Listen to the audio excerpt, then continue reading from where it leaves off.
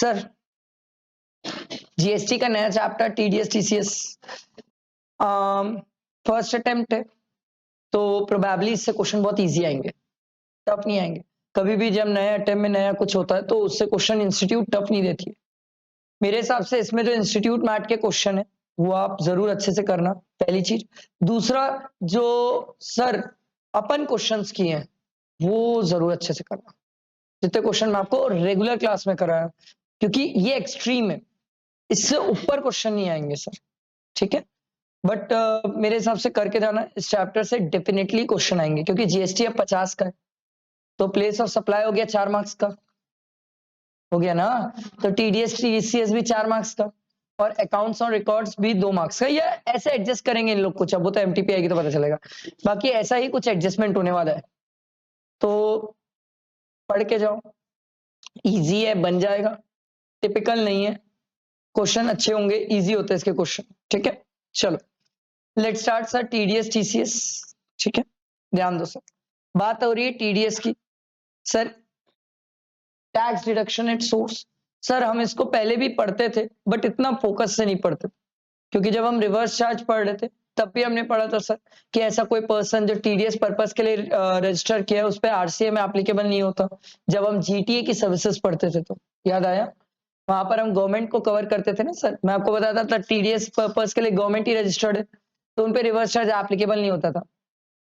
वही TDS purpose के लिए जो रजिस्टर होते थे, ये एक चार्ट है सर, इस चार्ट में एकदम कन्फाइंड, एकदम प्रिसाइज्ड है कि टीडीएस क्या है सर, ठीक है। बाकी नीचे डिटेल में है, ये एकदम कन्फाइंड है सर।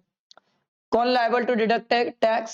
सर सेंट्रल और state government, local authority, government agencies और नोटिफाइड सर। उन केसेस में आता है सर टीडीएस की बात। अच्छा टीडीएस का बेसिक तो क्लियर है ना, इनकम टैक्स है सर। टीडीएस कौन काटता है? जो पे करता है वो टीडीएस काटता है ना, ये बेसिक वहां का एप्लीकेबल यहाँ पर भी है सर। थ्रेशोल्ड लिमिट है सर, कितना सर?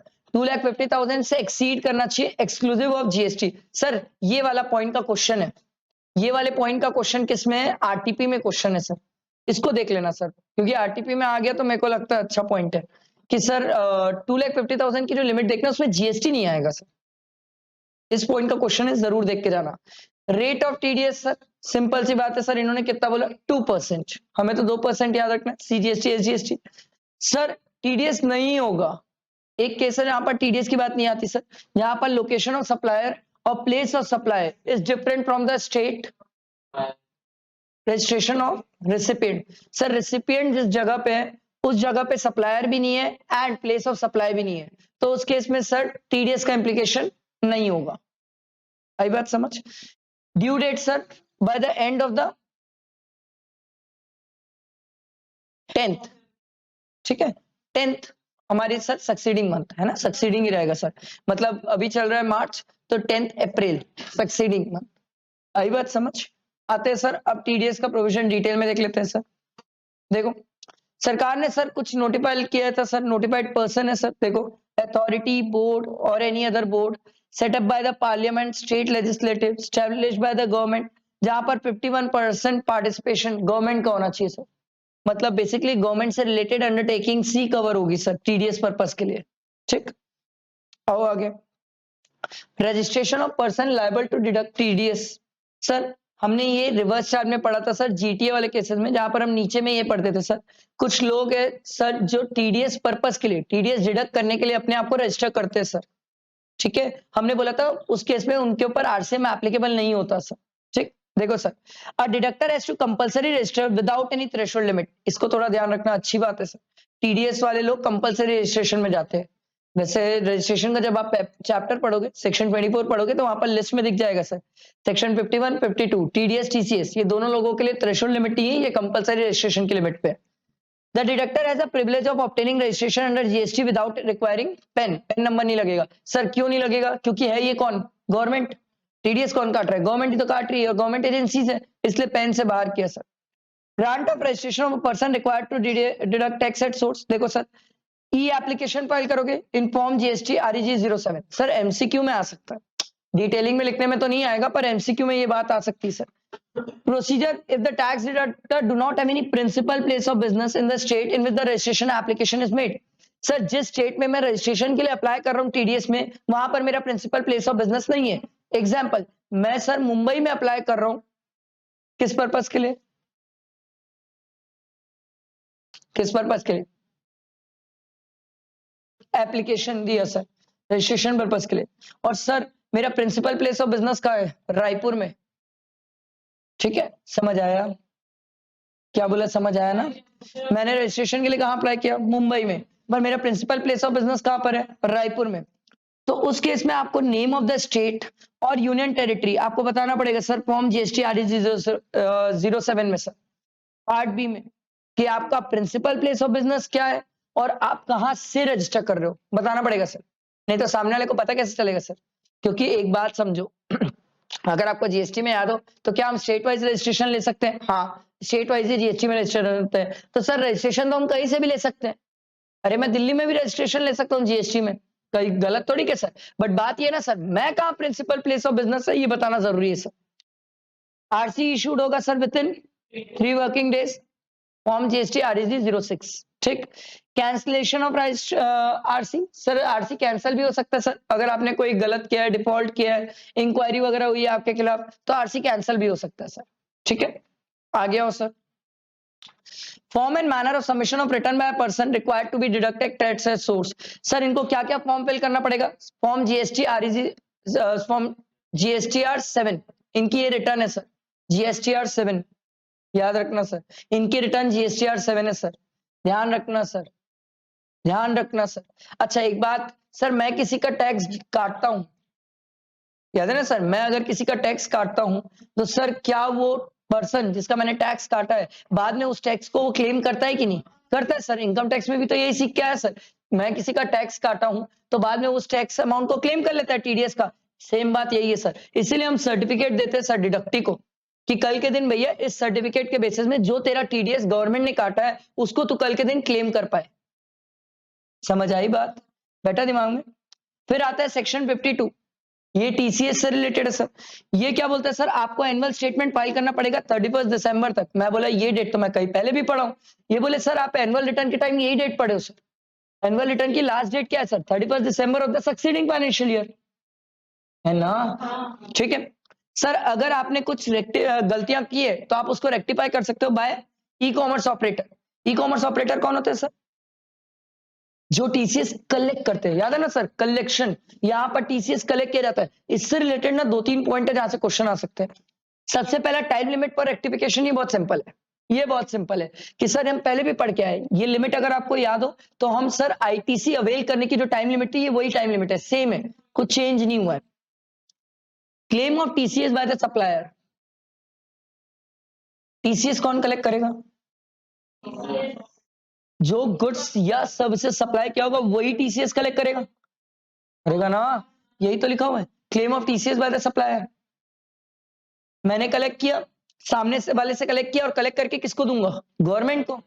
ठीक, मैचिंग ऑफ डिटेल फर्निश्ड, ये आपको पढ़ना है तो पढ़ सकते हो सर। ई कॉमर्स ऑपरेटर के थ्रू जो डिटेल्स वगैरह फर्निश होगा वो मैच किया जाएगा। कम्युनिकेशन ऑफ डिस्क्रिपेंसीज, अगर कोई डिफरेंसेस रहे तो उसको देखा जाएगा सर। Sir non rectification of discrepancies या addition of amount of discrepancy to output tax liability of the supplier, अगर कल के दिन कोई कमियां मिली, पता चला और वो डिस्क्रिपेंसी सही नहीं थी, गलत थी, तो सरकार बोलती अगर तूने बेटा जबरदस्ती ज्यादा टीसीएस कलेक्ट किया किसी से और उसकी क्रेडिट ले लिया, तो कल के दिन जो तू एक्स्ट्रा बेनिफिट हमसे लेके बैठा है ना, हम तेरे से आउटपुट टैक्स लायबिलिटी में ऐड करके ले लेंगे पैसा। क्या बोला, समझ आया, समझ आया ना सर। ठीक है, फिर आपसे इंटरेस्ट भी लिया जा सकता है सर। ठीक, इशू ऑफ नोटिस, आपको नोटिस वगैरह दिया जा सकता है सप्लायर को। ये सब पॉइंट बहुत सिंपल है, ये सब पॉइंट मेरे को जो लगता है एग्जाम में इतने ज्यादा रिलेवेंस नहीं रखते, कुछ नीचे वाली बात है वो बहुत इंपॉर्टेंट है, देखना।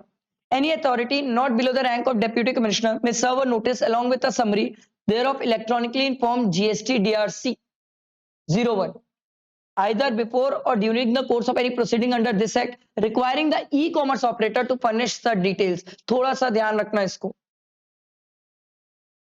DRC 01, इसमें आपसे डिटेल्स मंगाई जाएगी। सर ये नया है, थोड़ा सा फॉर्म याद रखना सर, नया नया है तो एमसीक्यू में फॉर्म आ सकते हैं। जीएसटीआर 7 कौन फाइल करता है, टीडीएस। सर डिडक्टी को कौन से फॉर्म में बताते हो, 7A। ठीक है। टीडीएस का सेक्शन जागो मोहन प्यारी 51। सर टीसीएस का सेक्शन 52। टीडीएस कौन काटता है? टीडीएस कौन काटता है? गवर्नमेंट और गवर्नमेंट वाली एजेंसीज और अथॉरिटीज वगैरह। सर कितने अमाउंट के ऊपर? 2,50,000 में टैक्सेस लूं? नहीं, ठीक है। हाँ एक्सीड पे कटता है बट टैक्सेस नहीं लेना। कितना परसेंट? 2%। कब टीडीएस नहीं कटता?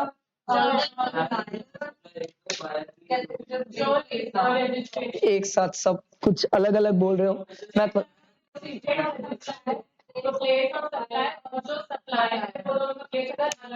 Very good sir. जहां पर रेसिपिएंट बैठा है ना सर, उस प्लेस में ना प्लेस ऑफ सप्लाई है ना सप्लायर का लोकेशन है सर, तो उस केस में टीडीएस की बात नहीं आती। Clear? Crystal clear? TDS return कब तक जमा करना है? ये कैसे कर रहे हो? अगले महीने के 10 तारीख। वैन वो टीसीएस में था, एनुअल स्टेटमेंट फाइल करना होता था टीसीएस में। कब तक? 31 दिसंबर of the next succeeding year. बैठा है दिमाग में? क्लियर हो रहा है? सर कोई दिक्कत नहीं, लगे तो बोलना वापस बैठा लेंगे, पर धीरे धीरे बैठाना है। नया चैप्टर है, मैं नहीं बोल रहा एकदम से भगो इस पे, आराम से बैठाओ इसको दिमाग पे। सर आप नए हो, एकदम से टिपिकल क्वेश्चन नहीं आएंगे, बट इससे 2-3 एरिया जहां से क्वेश्चन आने के चांसेस है। ठीक है, तो सर आपको नोटिस देंगे, नोटिस के थ्रू जीएसटी और डीआरसी 01 के थ्रू आपसे क्या क्या डिटेल्स मंगाएंगे सर? किससे मंगाएंगे? ई कॉमर्स ऑपरेटर से। उसको बोलेंगे सर तेरे थ्रू कितना सप्लाई हुआ है गुड्स और सर्विसेज बता। अमेजोन को बोल रहे हैं हम, बात तो अमेजोन की कर रहे हैं, ई कॉमर्स ऑपरेटर। ठीक है, स्टॉक ऑफ गुड्स बता। ठीक है, held by the supplier making supply through e commerce operator in the godown warehouse by whatever name call, तू जहां बोल भाई। ठीक है, by such e commerce and declared an additional place of business by such supplier.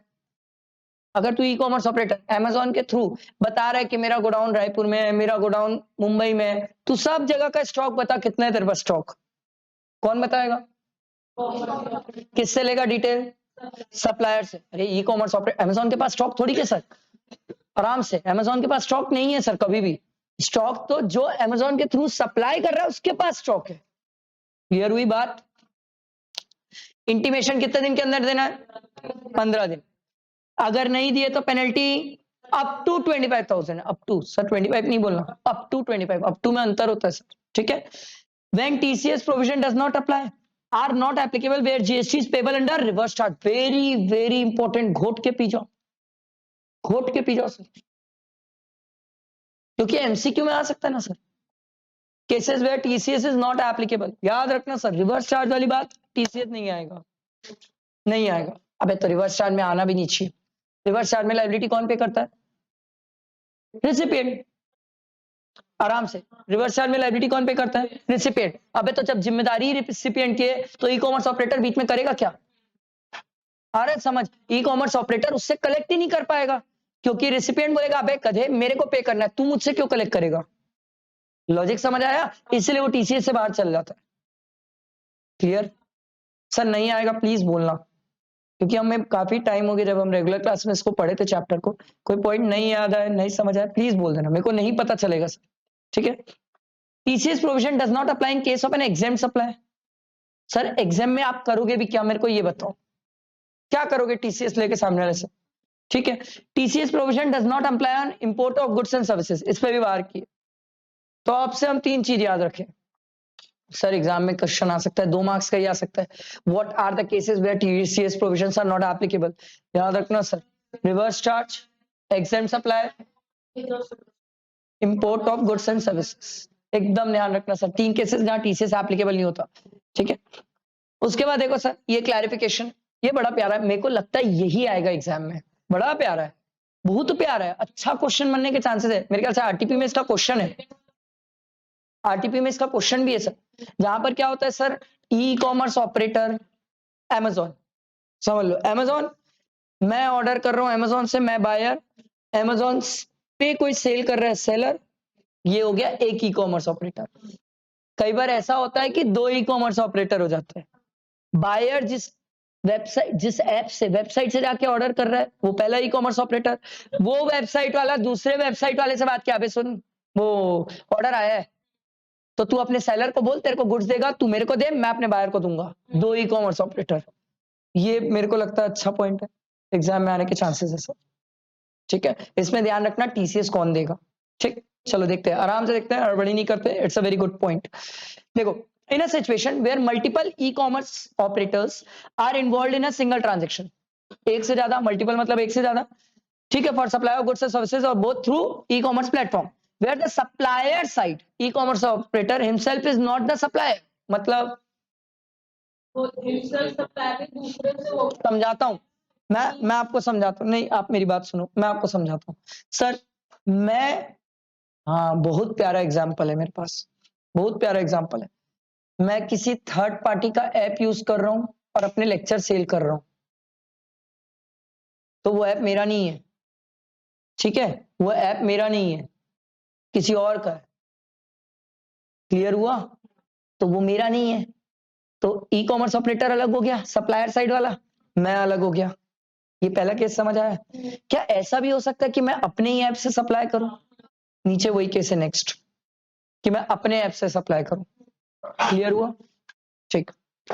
is not the supplier of the said supplier who is liable for compliance under section 52 including collection of TCS। तो इन्होंने बोला clarification दिया, देखो sir, in a situation where multiple e-commerce operators are involved in a single transaction for the supply of goods or services or both through e-commerce platform and where the supplier side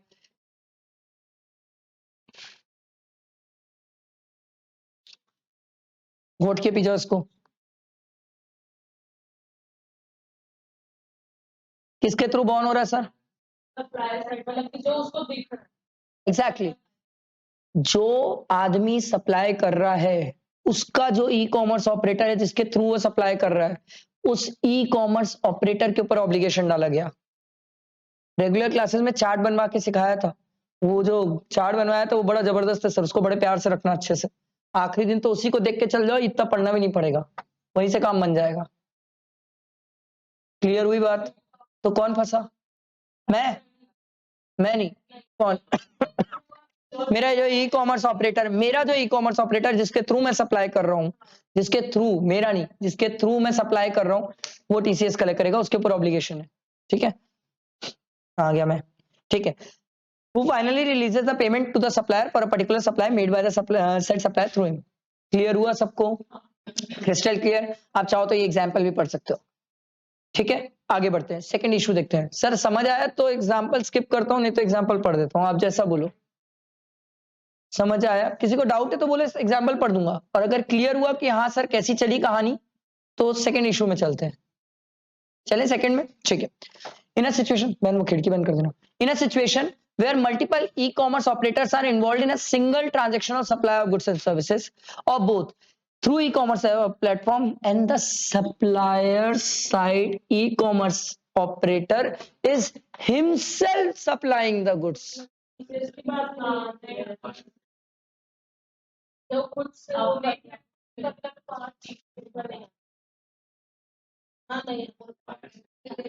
question ये, who is liable for the compliances? हाँ, ऐसे मत बोलो यार, आप लोग बोले TCS का ही ऑब्लिगेशन खत्म कर दोगे। बिल्कुल, देखो, in a situation where TCS is collected by the buyer side. Sir supplier side क्यों नहीं हुआ? अबे वो तो खुद ही कर रहा है ना अपने ऐप से। Is collected by the buyer side e commerce operator while making payment to the supplier for the particular supply being made through it। Example, buyer side e-commerce operator collect payment from the buyer, deduct its fees and remit the balance to the supplier who itself is an e-commerce operator। क्योंकि यहाँ पर supplier का अलग से कोई e-commerce operator है ही नहीं sir. ठीक है, in this scenario the buyer side e-commerce operator will be required to collect TCS as applicable and pay the same to the government। ठीक है, क्लियर हुआ? किसी को यहां पर कोई डाउट तो बताओ, बढ़ सकता हूं आगे? Crystal clear? Same procedure to be followed by the e commerce operator in respect of the supply goods through them by the composition tax payer. अगर कंपोजिशन टैक्स पेयर वाली कहानी हुई तो भी ये सेम प्रोसीजर्स फॉलो करेंगे हम। Composition वाला नीचे केस आएगा सर, ये नीचे है, हड़बड़ाओ मत, नीचे ही है। The central government has notified that the electronic commerce operator who is required to collect tax at source under section 52 as the class of the person who shall follow the special procedure in respect of supply of goods made by through, किसके through supply कर रहे हैं आप? Composition scheme वाले।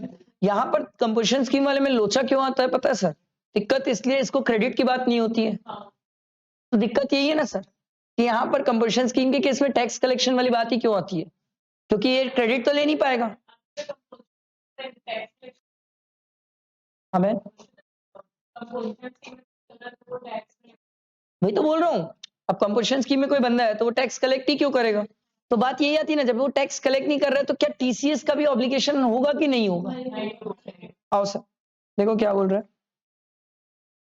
The e commerce operator shall not allow any interstate, sir अगर ये नहीं बोलता ना तो भी मेरे को पता है सर, इंटर स्टेट वाला तो कंपोजिशन लेता भी नहीं है, वो तो वैसे ही बाहर है सर। हाँ सेम पेन नंबर हो मिल जाएगा, सेम पेन याद है ना, सेम पेन नंबर वाले को तो ले लेते थे सर, पेन डिफरेंट है और इंटर स्टेट काम कर रहे हो, सरकार बोली अबे तेरे को कंपोजिशन ही नहीं देते हम, ठीक है।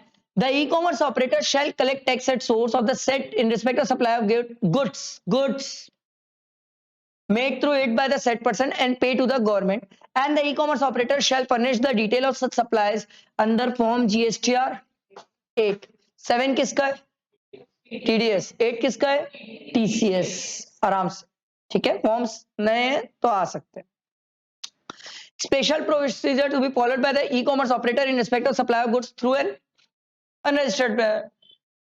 अब यहाँ पर अनरजिस्टर्ड पर्सन है तो गवर्नमेंट ने बोला भाई देखो अब सामने वाला तो अनरजिस्टर्ड है, अब यहाँ तो सामने वाले से कुछ उम्मीद ही नहीं हो सकती, कुछ भी नहीं उम्मीद हो सकती। तो देखो सरकार क्या बोलती है सर, देखो the central government has notified that e commerce operator who is required to collect tax at source under section 52 shall follow the special procedure in respect of supply of goods through it by a person exempted from obtaining registration. ऐसा कोई आदमी जिसका turnover exceed ही नहीं करता, वो लोग exempted है registration के लिए।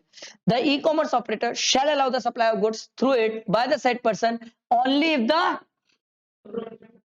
वेरी वेरी इंपॉर्टेंट याद रखना, एग्जाम में आ सकता है, a person who is supplying goods through e commerce operator is not registered या फिर exempt from tax, whether he is required to obtain the enrollment number, yes उसको enrollment number लेना होगा सर, ठीक है। the e-commerce operator shall not allow any interstate supply of goods। interstate, अच्छा एक बात बताओ, बार बार ये interstate बाहर क्यों कर रहा है?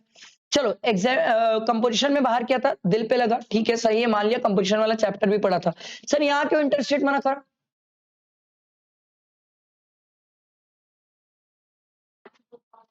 नहीं नहीं नहीं, यहां क्यों मना कर रहे हो मुझे इंटरस्टेट? सोचो, very good, brilliant sir, interstate supply of goods में तो कंपलसरी रजिस्ट्रेशन है, तो फिर वो बंदा अनरजिस्टर्ड कैसे बचेगा सर? वो बंदा तो ऑटोमेटिक कंपलसरी रजिस्ट्रेशन की कैटेगरी में आ गया, तो उसको तो रजिस्टर कराना ही पड़ जाएगा सर। आई बात समझ आया, क्लियर हुआ? The electronic commerce operator shall not collect tax at source in respect of supply of goods made by through said person। क्यों छोड़ दिया? अबे अनरजिस्टर्ड है, टैक्स कलेक्ट करके क्या करोगे? अभी कलेक्ट करोगे बाद में रिफंड करोगे, तो बेटर है कलेक्ट ही मत करो। And the e commerce operator, फिर वो डिटेल्स वगैरह फॉर्म जीएसटीआर 8 में देंगे। समझ आई? बैठा दिमाग में? आओ sir, GST on services supplied by restaurant through e commerce operator. ये रेस्टोरेंट बड़ा बवाल है सर, रेस्टोरेंट बड़ा बवाल है। क्यों बवाल है सर? बहुत सारी जगह में मतलब रेस्टोरेंट वाली बातें आ जाती है सर। एक तो चार्ज और कंपोजिशन में ये वो अपन वो पढ़ लेते हैं रेस्टोरेंट, ठीक है, वहां पर आप जब ये ई कॉमर्स ऑपरेटर पढ़ोगे ना, चार्ज में रिवर्स चार्ज में वहां पर रेस्टोरेंट है, ठीक, पहला केस। दूसरा वो कंपोजिशन में सेकंड वाला सर रेस्टोरेंट ही होता है, तो रेस्टोरेंट वाली चीजें बहुत सारी जगह आ जाती है। इसलिए would e-commerce operator have to still collect TCS in compliance with section 52? देखो sir, a restaurant services has been notified under section 9 subsection 5। Sir याद है रिवर्स चार्ज? याद है रिवर्स चार्ज? ठीक है, the e commerce operator shall be liable to pay GST on the restaurant services provided with effect from 1 January 2022 through e commerce operator. तो कौन collect करेगा सर? जोमैटो, स्विगी। किससे? रेस्टोरेंट वाले से। ठीक।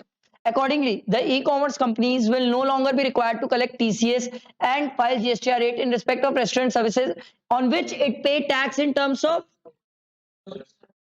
तो रिवर्स चार्ज में तो हम ऊपर ही पढ़ के आए थे, रिवर्स चार्ज यहाँ नहीं भी बोलता तो ऊपर ही पढ़ के आए थे, इसीलिए इन्होंने प्यार से बोला भैया हम क्लैरिफिकेशन दिए, अमेंडमेंट नहीं लाए हैं, ये क्लैरिफिकेशन है भैया, हम पहले ही क्लियर कर दिए थे, रिवर्स चार्ज में तो टीसीएस की बात भी नहीं है। ठीक है, on other goods or services supplied through e-commerce operator which are not notified under section 9(5), मतलब रिवर्स चार्ज में जो नहीं है, e-commerce operator will continue to pay TCS in same manner जैसा भी रहेगा सर। अगला, would e-commerce companies have to mandatory take a separate registration with respect to supply of restaurant services though them through them even though they are registered to pay GST on services through their own account। इन्होंने बोला sir क्या Zomato Swiggy को अलग से registration भी लेना पड़ेगा अगर कोई रेस्टोरेंट जो रिवर्स चार्ज के अंदर कवर हो रहा है उसके थ्रू सप्लाई कर, वो उनके थ्रू सप्लाई कर रहा है? तो क्या बोला, समझ आया? ये बोल रहे हैं जोमेटो स्विगी क्या दो रजिस्ट्रेशन ले, एक जो वो बेचारा उसका एक्सीड कर गया सर्विसेज 20 लाख से ऊपर जिसके कारण रजिस्ट्रेशन ले, दूसरा सर वो जोमेटो स्विगी कोई ऐसे रेस्टोरेंट की सर्विसेज दे रहा है जो रिवर्स चार्ज के अंदर जा रहे हैं रेस्टोरेंट, क्या उनके लिए भी अलग रजिस्ट्रेशन दे? देखो देखो, as e-commerce operators are already registered in accordance with rule 8, ये सब से हम रजिस्टर होते हैं sir, there would be no mandatory requirement of taking separate registration of e-commerce operators for making payment of tax on restaurant services under reverse charge। आई बात समझ? आगे, would the e-commerce operator be liable to pay tax on the supply of restaurant services made by an unregistered business entity?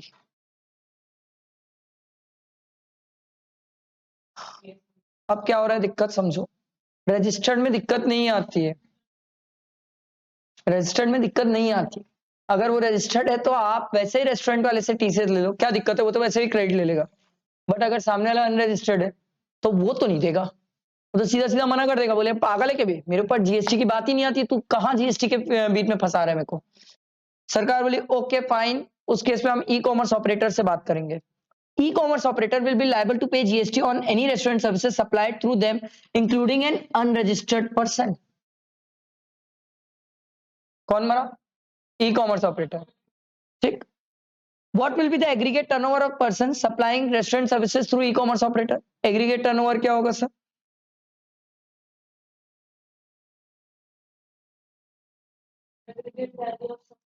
सरकार ने बोला भैया सुनो, जो आप एग्रीगेट टर्नओवर सीख के आए हो ना, वो एग्रीगेट टर्नओवर में जो रेस्टोरेंट वाला ई कॉमर्स ऑपरेटर से भी सप्लाई कर रहा है ना, उसको भी इंक्लूड करेंगे। मैं बोला नहीं समझ आया।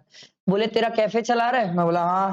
बोले कैफे में बैठा के लोगों को खिलाता पिलाता है? मैं बोला हाँ। बोले जोमेटो स्विगी से भी बेच रहा है? मैं बोला हाँ। बोले दोनों को इंक्लूड करेंगे एग्रीगेट टर्नओवर में। क्लियर हुआ? ठीक। Can the supply of restaurant services made through e-commerce operators be recorded as inward supply of e-commerce operators liable to reverse charge in GST or 3B?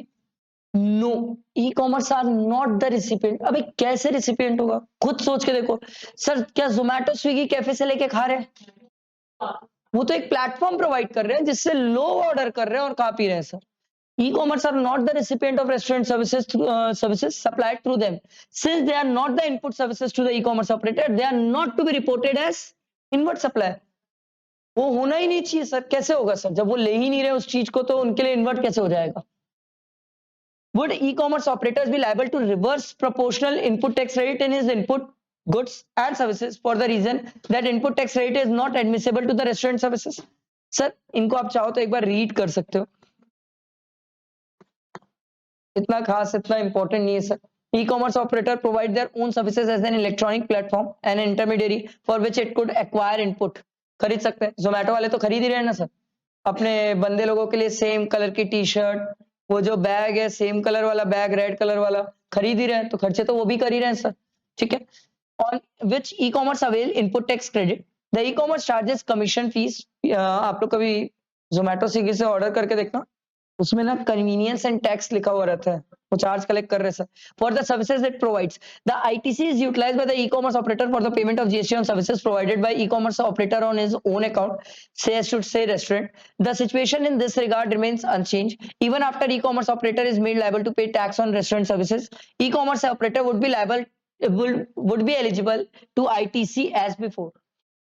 E-commerce operator को आप ITC दे दोगे, वैसे भी क्यों मना करोगे सर उनको आईटीसी से?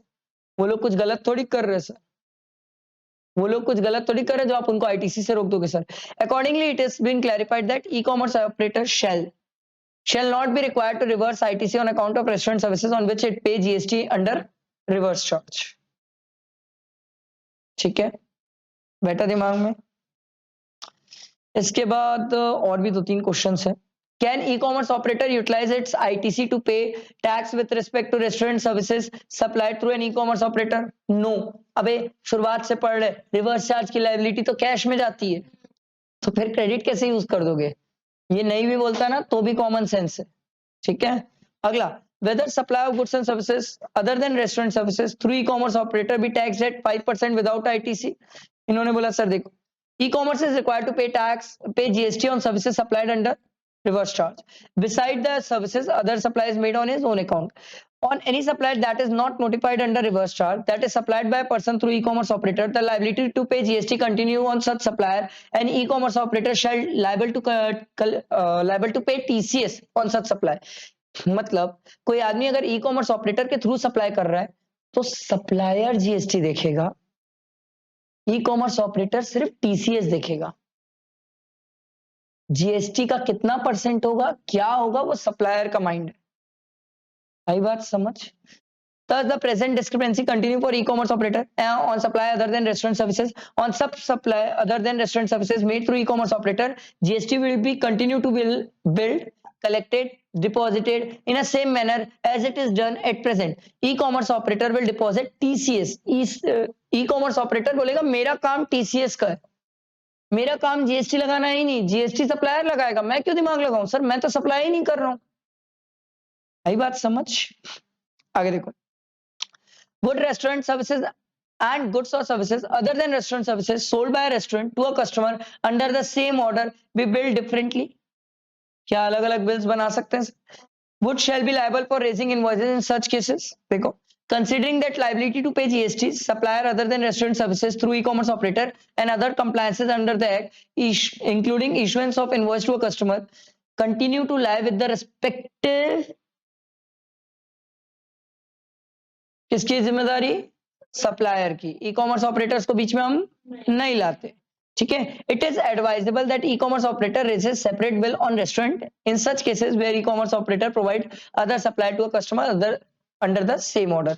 इन्होंने बोला सर एक ही चीज का ऑर्डर अलग अलग लोगों को हो रहा है, तो ई कॉमर्स ऑपरेटर को बोले भाई देखो रेस्टोरेंट वाले के लिए अलग बिलिंग रख लो, बाकी के लिए अलग रख लो। तो सरकार को मैंने पूछा क्यों भाई, रेस्टोरेंट वाले स्पेशल? बोले हाँ भाई रेस्टोरेंट वाले स्पेशल, वहां पर आप टीसीएस की बातें करते हो, रिवर्स चार्ज की बातें होती है, बाकी लोग अलग होते हैं, बाकी लोगों की बिलिंग्स अलग होगी, वहां पर रिवर्स चार्ज नहीं, वहां फॉरवर्ड चार्ज है। क्लियर हुआ? Who will issue invoice in respect of restaurant services supplied through e-commerce operator whether by the restaurant or by the e-commerce operator? कौन सप्लाई करेगा sir? Issued by the e-commerce operator। बस इतना ही याद रखना, ठीक है। इसके बाद ये एक और है last, clarification may be issued as regard reporting of restaurant services, value and tax liability etc in the GST return। ये आप रीड कर सकते हो, इसको छोड़ सकते हो, इसको बस इतना ही रीड कर लेना काफी है। ठीक, ये टीसीएस की समरी, टीसीएस की समरी है सर ये। ठीक है, मेरे हिसाब से ये पॉइंट घोट के पी जाओ। आरटीपी में क्वेश्चन भी है इसका, शायद आरटीपी में या कहीं तो मैंने क्वेश्चन देखा है इसका। Net value of taxable supply, net क्या बोला पता है? नेट क्या बोला बताओ? एग्जेम्प्टेड लेता हूं? नहीं लेता, इसलिए नेट वैल्यू बोल रहे हैं। थोड़ा ध्यान रखना सर, प्लीज थोड़ा ध्यान रखना।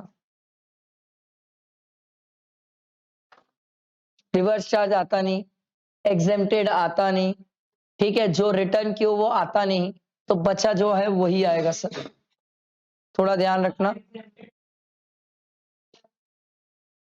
रिटर्न आता नहीं, रिवर्स चार्ज आता नहीं, एग्जेम्प्टेड आता नहीं। सरकार बोली अगर कुछ रिटर्न वगैरह कर दिया होगा सप्लायर तो वो भी नहीं आएगा। ऑब्वियस सी बात है सर, क्या करोगे? जो रिटर्न होंगे उस पर थोड़ी टीसीएस की बातें करोगे। Procedural requirement of e commerce operators, sir क्या क्या प्रोसीजरल रिक्वायरमेंट है? पहले तो रजिस्ट्रेशन वगैरह की बात है सर, ये लोग कंपलसरी रजिस्ट्रेशन में आते हैं, पता है कि नहीं सर? पता है, ठीक है सर। उसके बाद इसमें आप मेरे को जो लगता है ये सब ना भी पढ़ो चलेगा, बस ये याद रखना सर, फॉर्म जीएसटी REG 08, ठीक है।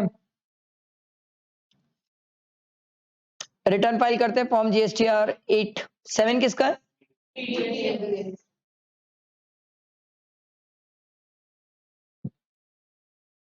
बस ये इतना ही है, आया समझ? अब इंस्टीट्यूट मैट का क्वेश्चन देख लेते हैं। फिर नंबर बताओ ना क्वेश्चन। हाँ 18 सीधा।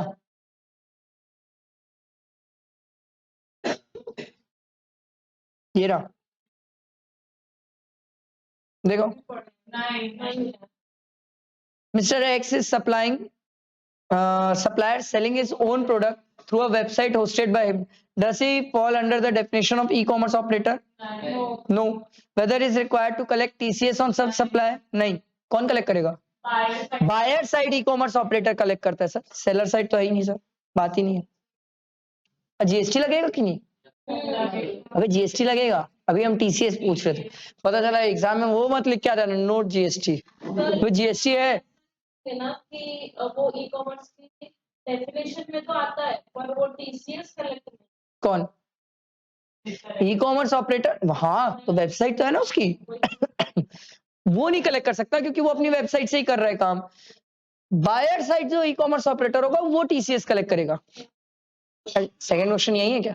Mr. A purchased goods from different vendor and in turn Mr. A is selling them on his own website under his own billing. Is TCS required to be collected on such supplies? No. आप purchase कहीं से भी करते जाओ, तो जो buyer side e commerce operator होगा वो दिमाग लगाएगा टीसीएस का, सेलर साइड क्यों? आई बात समझ? ठीक, ऐसा ही है। पिन नंबर बोलना बहन।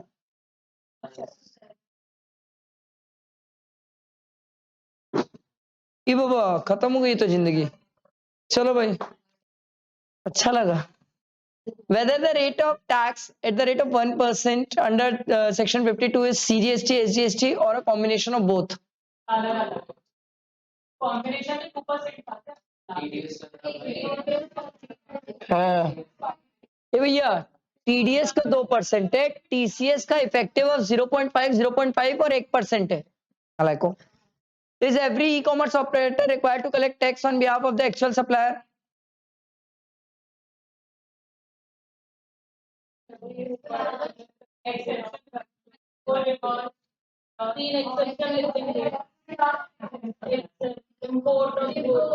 ये तीन को छोड़ दो, बाकी सब तो है। अगला, state whether the provision pertaining to tax collection at source under section 52 will be applicable if Fital Limited sell watch on its own through its own website। नहीं ना सर, अपनी वेबसाइट के थ्रू बेच रहा है तो सर फिर इस केस में बायर साइड का जो ई कॉमर्स ऑपरेटर है वो दिमाग लगाएगा टीसीएस का। There is no onus of filing any monthly और annual return of e commerce operator. बताओ एनुअल रिटर्न की लास्ट डेट 31 दिसंबर, मंथली की 10th of the succeeding। Examine the technical veracity of the statement by explaining relevant provision। Statement गलत है।